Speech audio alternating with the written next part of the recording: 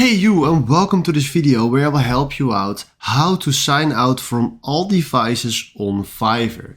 And for this we go right in the top to a profile picture, go to my settings, and then from here we go to security. Then if you scroll down, you see here all the connected devices, and right now we are just logging in from Chrome with this device. But if you want to sign everything out, we need to click here on sign out. You'll be signing out from Fiverr on this device. Are you sure? Yes, I'm sure.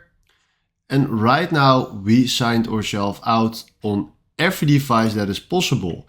All right, if you go back to my settings and go to security, you see there's nothing that we have that we are logging on. So please make sure that you remove all the devices, and this is then exactly how you can sign out from all devices on Fiverr. So if this video helped you out, please consider subscribing and give this video a like. And then for now, thanks for watching.